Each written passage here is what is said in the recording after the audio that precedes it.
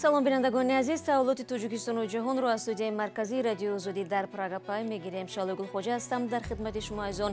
Имрӯз 26 июл ин мавзӯъро дорем. дастрасӣ ба ваксинаи амрикоӣ. Тоҷикистон дар доираи барномаи ковакси Созмони ҷаҳонии тандурустӣ ваксинаи Модернаро дарёфт кард.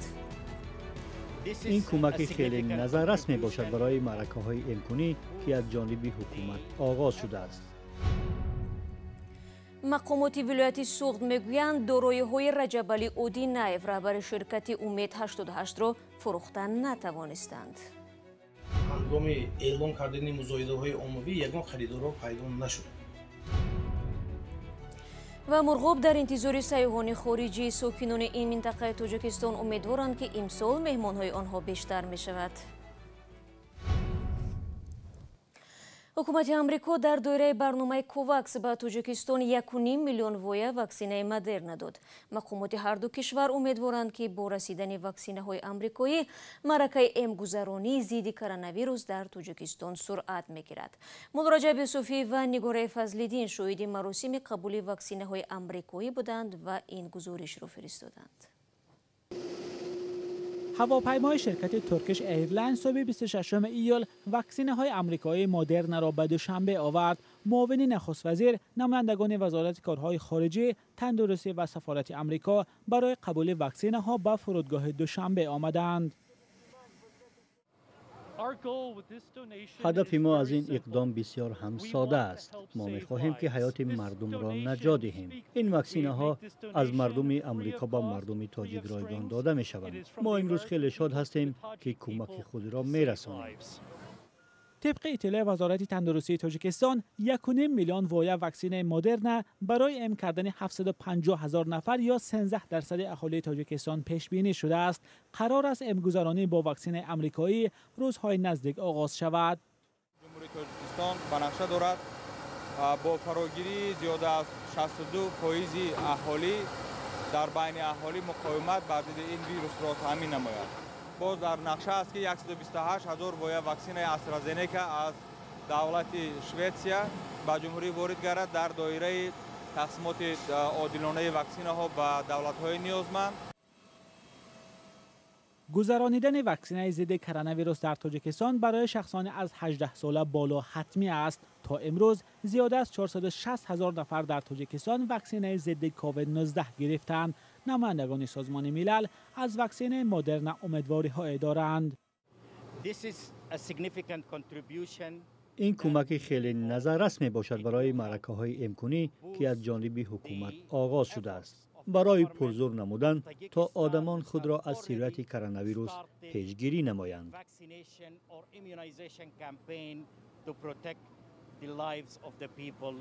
تاجیکستان تا این دم از هندوستان و آذربایجان واکسن استرازنیکا و از چین واکسن کرونا گرفته است. واکسنه های مدرنا در شرایط از آمریکا به تاجیکستان میرسند که این شب و روزها گرفتاری با کووید 19 در تاجیکستان طبق خبرهای رسمی زیاد شده است و تقریبا همه روزه خبرها درباره مرگ و میر ساکنان رسانه‌ای می شود. حکومت آمریکا و هم حکومت تاجیکستان امید دارند که با رسیدن این 1,5 میلیون وایه واکسن مدرنا سرعت گرفتاری کووید 19 در تاجیکستان سست می شود، ولی معلوم نیست که رسیدن این واکسنه ها تا کجا وضعیت را در تاجیکستان تغییر می دهد. مولو رجب یوسفی، نگاره فضلدین، آزادی، فرودگاه دوشنبه. имрӯз масъулони вазорати тандурустии Тоҷикистон дар бораи фаъолияти нимсолаи худ дар назди хабарнигорон ҳисобот доданд. суолу ҷавобҳо асосан атрофи бемории коронавирус будааст. мақомоти тоҷик эътироф карданд ки эҳтимолан намуди ҳиндустонии COVID-19 аз Русия ба Тоҷикистон ворид шудааст, вале барои эълони карантин зарурат пеш наомадааст. идома дар гузориши Алишер Зарифӣ ва Барод Юсуфӣ. вазорати тандурустӣ эълон кард ки эҳтимол навъи делтаи коронавирус дар тоҷикистон вуҷуд дорад. бори аввал аст ки мақомоти тоҷик будани ин навъи бемории ҳамагиро эътироф мекунанд. мо намунаҳои мусбатро бо тартиби муқарраршуда ба озмоишгоҳи махсуси референсӣ ба Лондон фиристодаем ва ҷавобро интизорем. вале бар асоси нишонаҳои клиникие ки дар беморон ошкор мешавад, дар асоси бурузи беморӣ ва суръати паҳншавии вирус мо метавонем тахмин занем ки ин навъи вирус дар Тоҷикистон ҳаст. бар изофа ин навъи вирус дар кишварҳои ҳамсоя чарх мезанад ва ба ҷомеа хатари бештар дорад. опасность для общества. муовини вазири тандурустӣ афзуд айни замон ягон норасоӣ дар табобат надорем ва барои муқобила бо ин навъи вирус ҳам омода ҳастем. муҳсинзода дар идомаи нишасти матбуотӣ гуфт таҳлили вазорати тандурустӣ баёнгари он аст ки аз 5 нафар як кас ба шакли вазнин бемор мешавад. 43% нафарҳо дар хона сират ёфтанд. 43%. 12% дар корхонаҳо. 11% дар маракаҳо. муовини вазири тандурустӣ манбаъҳои дигари густариши вируси COVID-19-ро бозору нақлиёти ҷамъиятӣ ном бурд, аммо таъкид кард ки ҳоло зарурати ҷорӣ кардани карантини сартосарӣ пеш наомада аст. Карантин зарурат нест. мо то ҳоло нишондиҳанда то он сатҳи критикии мо гӯем ки барои тамоми ҷомеа ба карантин фаро гирифта шавад ихил нест. дар ҳоли ҳозир шумораи гирифторон ба COVID-19 дар саросари ҷаҳон аз ҷумла Тоҷикистон рӯ ба афзоиш аст. яке аз сабабҳои афзоиши гирифторонро Созмони ҷаҳонии тандурустӣ дар навъи делтаи коронавирус мебинад. тибқи иттилои расмӣ то рӯзи 25 июл дар Тоҷикистон 14592 нафар ба COVID-19 гирифтор шуда 117 нафар ҷони худро аз даст додаанд. аммо баъзе аз сокинону мутахассисон теъдоди воқеии беморону ҷонбухтагонро беш аз омори расмӣ медонанд. владимир жириновский барои ҳалли муноқишаҳо байни муҳоҷирон пешниҳод кардааст ки онҳо ба шарқу шимоли дур ва ё Сибир фиристода шаванд. сиёсатмадори рус дар ин бора дар саҳифаи ютюби LDPR TV баён доштааст. ба назари жириновский аз ин тариқ мешавад аз ҷанҷоли муҳоҷирони Осиёи марказӣ ки бештар дар шаҳрҳои бузург ба амал меоянд ҷилавгирӣ намуд. пешниҳоди жириновский дар ҳоле садо медиҳад ки ҳафтаҳои ахир чандин мавриди ҷанҷоли гурӯҳии миёни зодагони Осиёи марказӣ дар Москав ба амал омадааст.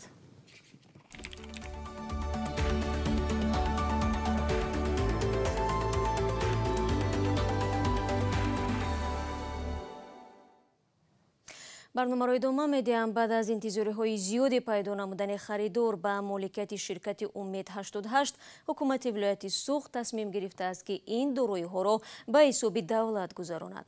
ширкати Умед 88 соли 2017 пеш аз боздошти раҳбараш дар тамоми минтақаҳои Тоҷикистон нуқтаҳои фурӯши сӯзишворӣ дошт. Фарзон Муҳаммадӣ дар ҳамин бора мегӯяд. дороиҳои Раҷабалӣ Одинаев, раҳбари ширкати Умед 88 дар вилояти Суғд ки бо қарори додгоҳ мебоист фурӯхта мешуданд, ба ҳисоби давлат хоҳанд гузашт. масъулони идораи хадамоти иҷро мегӯянд, нуқтаҳои сӯзишворӣ ва дигар амволи Раҷабалӣ Одинаев ба фурӯш нарафтаанд. ҳангоми эълон кардани музоидаҳои оммавӣ ягон харидорро пайдо нашуд. айни замон ози қарори ҳукумати ҷумҳурии Тоҷикистон қабул гардидааст. рӯзои наздик аз тарафи намояндаи мо бо дар ҳамбастагӣ бо намояндагони кумитаи сармоягузорӣ ва идораи амволи давлатӣ ва якчанд дигар мақомотҳо гурӯҳи корӣ ташкил карда шуда буд, рафта ҳамон доду гирифти ҳамин санадҳои тартиб додан айни замон ҳамин ба манфиати давлат гузаронда мешавад. моҳи декабри соли 2018 масъулияти фурӯши дороиҳои ширкати Умед 88 ба маблағи бештар аз 30 миллион сомонӣ дар ҳудуди вилояти Суғд ба дӯши идораи хадамоти иҷро гузошта шуда буд. тӯли ин солҳо бо фурӯши ду нуқтаи сӯзишворӣ тавонистанд 5 миллион сомониро ба буҷаи кишвар ворид кунанд. ҳоло дороиҳои боқимондаи ширкат дар шимоли кишвар ки ҳамакнун бояд давлатӣ гарданд бештар аз 25 миллион сомонӣ баровард шуданд. нуқтаи сӯзишворие ки дар шаҳри Гӯстон қарор дорад 1 миллион 800 арзишаш, нуқтаи сӯзишворие ки дар ноҳияи Ҷаббора Сулук дар ҳамин шоҳрои Хуҷанд-Душанбе чаноқ қарор дорад 2 миллион 100 сомонӣ арзиш муайян карда шудааст. нуқтаи сӯзишворӣ дар ноҳияи Спитамен 1 миллион 800, нуқтаи нефтобаза, нуқтаи нигаҳдошти сӯзишворӣ 15 миллион 600 тибқи нархгузорӣ муқаррар карда шуд. Раҷабалӣ Одинаев, раҳбари ширкати Умед 88, шахсе ки аз тиҷорати хиёбонӣ то ба раҳбарии ширкати бузурги фурӯши сӯзишворӣ дар Тоҷикистон расида, вале баъдан ба 28 соли зиндон маҳкум шуда буд, 7 апрел дар бемористони ёрии таъҷилӣ даргузашт. ӯ 61 сол дошт.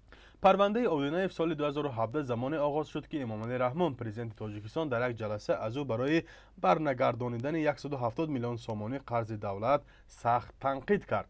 Фарзон Муҳаммадӣ, Радиои Озодӣ, шаҳри Хуҷанд. پاندمی کرونا در 2 سال اخیر به وضع جهانگردی در منطقه دوردستی مرغاب تاثیر خود را گذاشت. ساکنان در این مدت از قبول مهمانان خارجی و همین طور از گرفتن درآمد بی بهره ماندند، ولی با این هم مردم مرغاب در صحبت با همکاران ما ابراز امیدواری کردند که سال جاری وضعیت بهتر می شود. پاندمی کرونا ویروس 2 سال است که خانواده مندیگول اپندیه را از درآمد پیشینه‌اش محروم می کند. وی جهانگردان خارجی را طبق برنامه هامستی در خانه خود جای میداد و از این حساب پول کار میکرد. اکنون وضع ناگوار است. 2 سال می شود که به سبب پاندمی درآمد نیست. درآمدی ما از همین سیاحان بود. مهمانخانه گشودیم و درآمد داشتیم. در 1 سال 50 یا 100 نفر مهمان داشتیم. 2 سال می شود که کسی نیست. البته مهمانان هم هر خیل بودند. بعضیشون پول نداشتند، زیرا اینجا نمی توانند از بانکомат پول گیرند. ما برای ثواب آنها را جای می دادیم. با وجود این بحران، مندیگول اپندیه و ساکنان دیگر جماعت قرقول ناحیه مرغاب میگویند این خانه ها را برای سیاحان آماده کردند و چشم براهی آنهایند و امیدوارند که امسال وضع بهتر می شود. علی چار دهه دیگر در مرغاب ایستگاه سیاحان است که از اینجا به دیدن کولی قرقول می روند. اکثر خانواده های آن نیز از هامستی و هاستل درآمد داشتند. این اولین مهمانخانه زمانوی در ده است که با آغاز خروج کووید به استفاده داده شد. بعد پاندمی مهمانخانه‌ام کار نکرد. برای سیاحان ساخته شده بود. حالا به خاطر کرونا ویروس کار نمی کند. خواستم که در شرایط خوب سیاحان استراحت کنند. این زن و شوهر از اولین سیاحان امسال در مرغاب هستند. آنها میگویند زیارت این منطقه آرزوی دیرینه اشان بود که سالها به آن آماده شدند. برای ما کرونا ویروس مشکل نیست. ایمونیتت خوب است. ورزی سلامتی است. اگر فکر کرونا ویروس را میکردیم، حالا در برزیلیا میموندم. البته توکل کردیم، ولی باید زندگی کرد. فرانکلین و جوسین از 15 سیاح هستند که امسال به مرغاب آمدند. مردم میگویند این خیلی کم است، زیرا سال 2019 شماره جهانگردانی که مهمان مرغاب شدند از 4500 نفر بیشتر بود. اما وضعیت نظر به سال پیشین خوبتر است میگویند آنها، چون که سال 2020 به سبب کووید 19 یگان سیاح اینجا نآمد. عجیب است برای آنها همین دیدن بود و بوش همین زندگی ساکنان محل، چون که آنها بیشترشون در از طرف ساکنان هامستی ها گست هاوس ها شده شده است، میرند با اونها زندگی میکنند، بود و بوش رو میبینند. ناحیه مرغاب در شرق تاجیکستان جایگیر بوده حدود 1000 کیلومتر از پایتخت کشور مسافت دارد.